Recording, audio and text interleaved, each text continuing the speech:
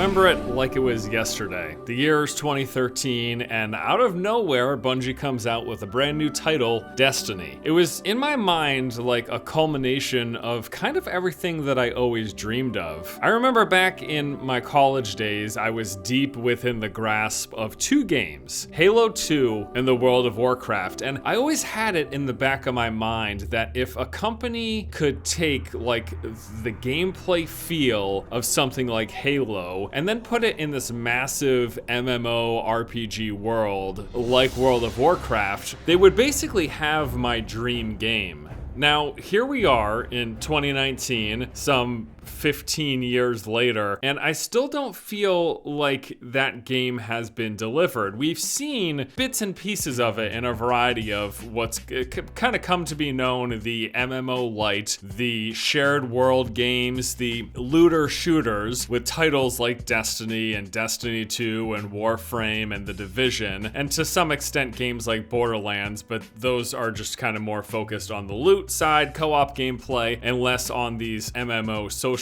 elements. I can't help but feel like disappointed that we still haven't reached that dream that I had in my head back in 2005. Now, I would say overall the closest that has gotten to that experience has obviously been Destiny. Warframe is certainly, I think, a good and interesting game. The gameplay has always just felt a little bit off to me. Not a bad thing, and I've played plenty of Warframe, and I like Warframe. Like I suggested, I think it's a good game, but I really feel like the shooting and the just overall gameplay experience, using abilities, interacting with enemies, exploring the world, I just like how it feels in Destiny a lot better, especially now that the game has moved to PC and I can play it on mouse and keyboard. And I'm really looking forward to what is coming forward with Shadowkeep. The latest expansion launching this week is supposed to be adding like a lot of interesting things, but on top of that, there's the new light, which is this kind of base level free-to-play experience that actually is rather substantial. Like from what we can tell here, there's going to be several hundred hours potentially of gameplay that people can experience for free. So let's take a look at what Destiny 2 Shadowkeep is going to add to the Destiny experience that again hopefully brings it closer to the dream that I had when Destiny was first revealed. So what's coming up in Shadowkeep? Well, the big focus in terms of location is the moon. The moon was a big focal point of the first game, and we're going to be returning to that location, but it's going to be twice as big of a play space. They're revamping it. There will be lots of new spaces in addition to some of the old spaces that we went through originally in the first game. And story-wise, apparently the moon's plagued by nightmares, which gameplay-wise means that enemies of the past will be returning and we can fight them once again. And we'll be getting brand new quests, dungeons, strikes, a new raid. There'll be some new Crucible maps, but then there's just some overall overhauls coming to the game, like Armor 2.0, a revamping of the armor system, letting you wear what you like visually, but with the stats of the top tier gear that you acquire. There's also an update to character stats. We're going to be returning to kind of,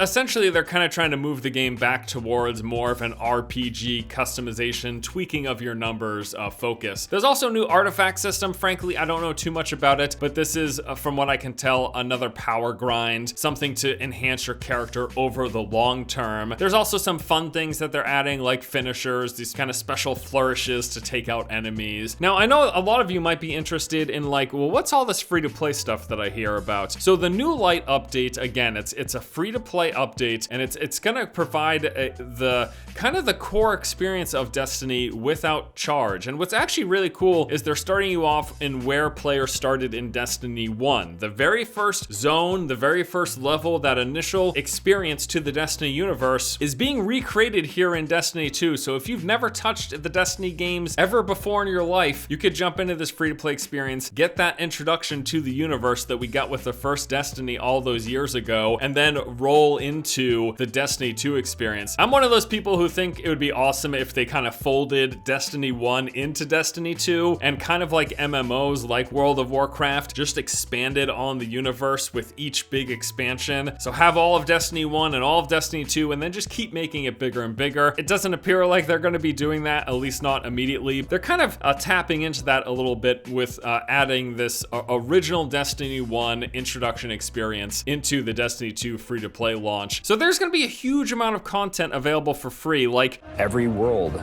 we have will be available for them to explore and to free roam and to do bounties on. Every cooperative strike, whether they're playing with friends or matchmaking, every competitive multiplayer map. The D2 Year 1 raids like Leviathan. Access to Gambit, the hybrid mode that we have.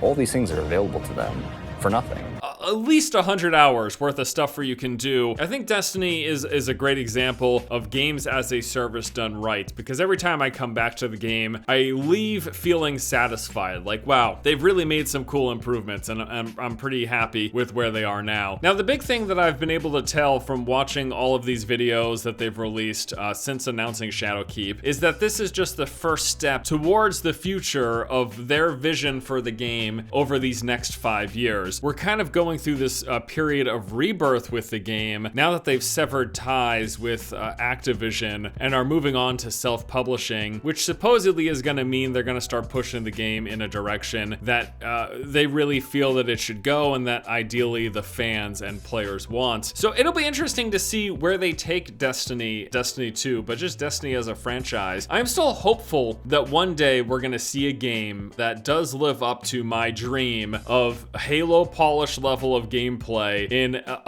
a world of the size and scale and social interactivity that you got with the base World of Warcraft. And obviously I've got WoW on my mind right now. I fell into a WoW hole for the past month that I'm just now kind of climbing out of. And I really enjoyed it. Like, I enjoyed revisiting the original World of Warcraft experience from back in 2004. It was a lot of fun. Although I'm starting to get out of it, I love these massive, expansive games with a big focus on social interaction on top of the gameplay layers and all of the systems. Destiny is still a game that's very much so a lobby game. We've got all these different sections that you can kind of teleport into, experience this relatively confined area, and then teleport to another location. I still dream of the day where we get this massive, expansive world to explore with the first person or third person shooter action combat that feels as polished as Destiny does. I won't deny, every time I come back to Destiny, I love the way the game feels. I do just wish that it was kind of a bit more open and free form than what we get and a bit less confined, and also that it had a bit more of those MMO elements rather than being on a planet and seeing like a couple players at a time. It would be cool to experience these massive events with hundreds and hundreds of players, kind of at the scale you get with PlanetSide. But I understand there's like technical limitations, and I also realize that Destiny has the story element of, hey, there's only so many Guardians of the Universe in the universe, so you're not supposed to see like 1,000 of them all in one location.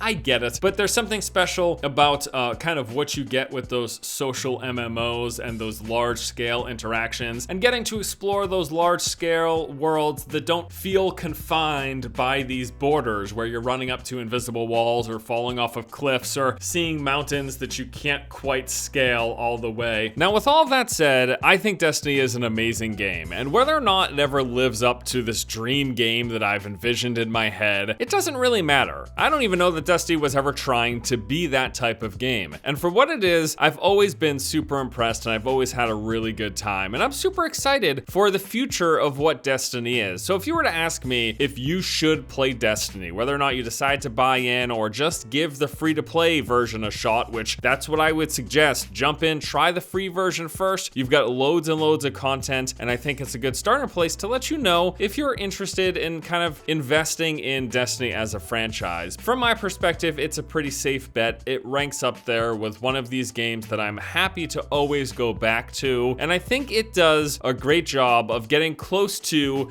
that dream game that I'm still waiting on. And whether or not Destiny as a franchise ever reaches that point, I think it's a fantastic stepping stone, and I do think it's a pretty amazing game. I don't know if Destiny as a franchise will ever get to where I kind of dreamed of it getting when it was first revealed back in, what was it, 2013? Yeah. I still think that it's a good game, and I'm excited to jump back into Shadowkeep. Like, I'm looking forward to this. I'm excited for all the people who get to check out the new free-to-play update. Another Skinner box obsession for me to grind towards. I just got over a month of World of Warcraft, and now I'm jumping right into another loot grind. But hey, I can't help what I enjoy playing when it comes to games. Here's to another several weeks or months, potentially, of grinding for gear in a pixelated game. None of it really matters, but I do it because I have fun doing it. I don't care if I'm wasting my life away. Don't tell me how to live my life, okay? What the fuck is wrong with me?